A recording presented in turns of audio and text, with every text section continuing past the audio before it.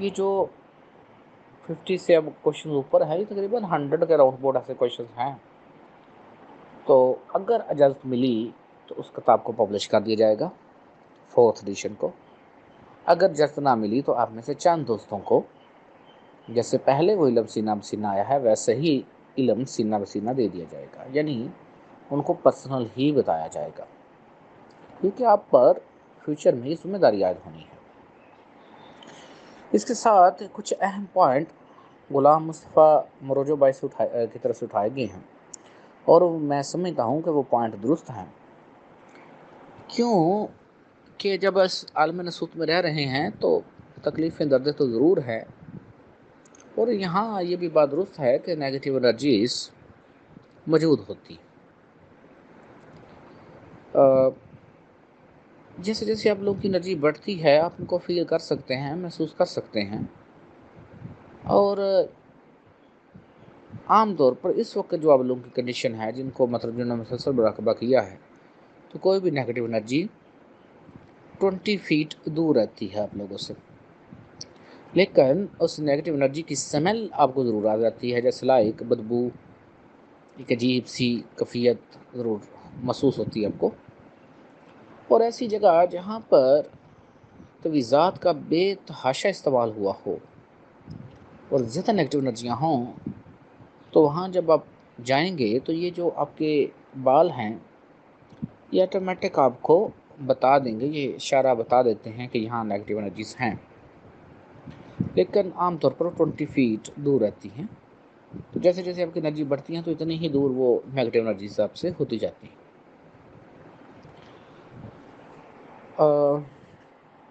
ये जो गुलाम मुस्तफ़ा बाई का सवाल है कि मतलब हम अपनी एनर्जी को कैसे बचा सकते हैं, पहली बात यह है कि किसी भी चीज़ को फील नहीं करते। फॉर एग्जाम्पल, आपको परेशानी आई है और उस आप परेशानी में गुल रहे हैं, सड़ रहे हैं, आप तकलीफ ले रहे हैं, देन एनर्जी लूज होती है। अब जब आप उस ख्याल को, उस जज्बे को फील नहीं करते, तब आपकी एनर्जी लूज नहीं होती। फॉर एग्जाम्पल, मुझे भी चोट लग सकती है, इसमें कोई बड़ी बात तो नहीं है। अब मुझे चोट लगी, अब मैं इसमें वो मैं चोट लग गई, मुझे ये हो गया, वो ये दुख हो गया, या मुझे कोई इमोशनल बात हो जाती है किसी की तरफ से, तो मैं उसी में खोया रहूँ, वो ये हो गया, वो हो गया, तो यहाँ एनर्जी लूज ऐसे एनर्जी लूज होती है नेगेटिव थाट से, नेगेटिव सोचों से। या आप मसलसल गुस्से से बोली जा रहे हैं, वहाँ पे एनर्जी लूज होती है। लेकिन कोई भी सिचुएशन आए और आप पुरसकून हैं, आप रिलैक्स हैं, देन किसी भी तरह एनर्जी लूज नहीं होती है। मैंने को कहा है कि जब आप बीमार हों, आपको चोट लगे, उस वक्त आपने मेरा मुराकबा ज़्यादा करना है, उस चोट की तरफ तो जो ज़्यादा करनी है, एनर्जी से उसको हील करना है। बस इतना ही कि ये मेरा ज़ख्म ठीक हो चुका है, बस उसकी तरफ तवज्जो कर दीजिए। क्योंकि शौरी तौर पर ये बात हुई है तो एनर्जी खुद ही वर्क वहाँ करना शुरू कर देगी,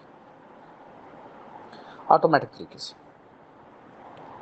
दूसरी बात कि जो बच्चे खड़े होते हैं उनको दम करना चाहिए, बिल्कुल करें। लेकिन जब आप अगर ये रेगुलर काम होता है और उस दिन, तो आप जब नमाज़ पढ़ चुके, तो हम वहीं बैठे बैठे अपनी तवज्जो सामने लाइए, अपने पूरे वजूद की तरफ, ये चारों तरफ को ही आप फील कर सकते हैं इसी टेंशन के साथ कि मेरी तमाम एनर्जीज लूज नहीं होती, या मेरा ऑरा प्रोटेक्टेड है, या मेरा रोशनी के जिस्म का मैंने लॉक कर लिया है। जस्ट तो जो पूरे जिस्म में सर से लेकर पाँव तक चारों तरफ करेंगे, नाउ यू आर प्रोटेक्टेड। ये ऑटोमेटिक है, क्योंकि आप लोग दम करें तो आपको पता कौन सा होता है कि कौन सा दम निकल रहा है कि नहीं निकल रहा, कोई एनर्जी जा रही है कि नहीं जा रही, लेकिन उसका इफेक्ट तो आता है। तो ऐसे ही जब आप अपनी एनर्जी को लॉक कर लेते हैं, देन ऐसा नहीं होता। और यहाँ पर एक बात बच्चों को आई, तो यहाँ अपने बीवी बच्चों से एनर्जी कभी भी लूज़ नहीं होती है, बल्कि उनके साथ आपको ज़्यादा बैठना चाहिए। वहाँ अगर आप अपनी औलाद के लिए एनर्जी ज़ाया भी कर दें सारी की सारी, तो ये पॉजिटिव है। बिकॉज ہماری انرجی جب ہمارے بچوں کو ملتی ہے تو ان میں شعوری طور پر ہی اتنا فرق پڑتا جاتا ہے.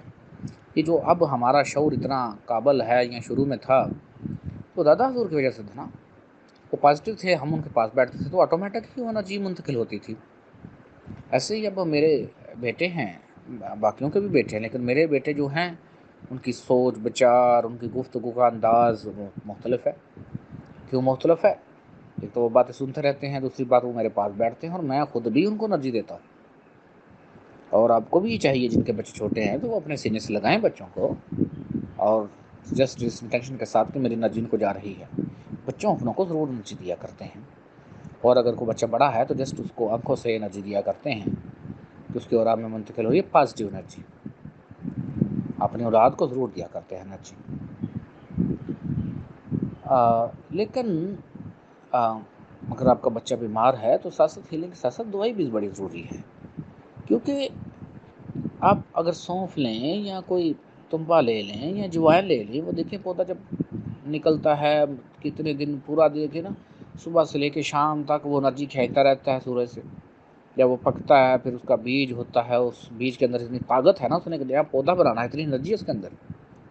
تو 5-6 ماہ بھی اگر پودا رہا تو اس کے کتنے گھنٹے آپ لگا لیں, صبح سے لے کر شام تک اگر ہم 8 گھنٹے بھی لگائیں تو 180 کو 8 سے ضرب دیں تو یہ تقریباً کوئی راؤنڈ اباؤٹ 1000 سے اوپر چلا گیا نا گھنٹہ. تو آپ کے 1000 گھنٹے کب بنیں گے مراقبے کے؟ اور وہ اس نے کوئی انرجی لوز بھی نہیں کرنی, اس نے سیو کی ہے, آپ نے اپنی انرجی لوز بھی کرنی ہے, آپ نے کام بھی کرنے ہیں. تو یہ ساری باتیں جو ہے دیکھنی ہوتی ہیں. تو اور اپنا لاک کیجیے. جب آپ سونے لگیں دین اپنا اورا ان لاک کر دیجیے کہ اب میرا اورا ان لاک ہے. یہ بات آپ نے بڑی سمجھنی ہے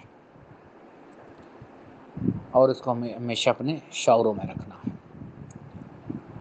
امید ہے آپ دوستوں کو سمجھ آ گئی ہوگی. اگر پھر بھی کچھ سوال ہے تو پوچھیے, ٹیچر سے ضرور پوچھیے.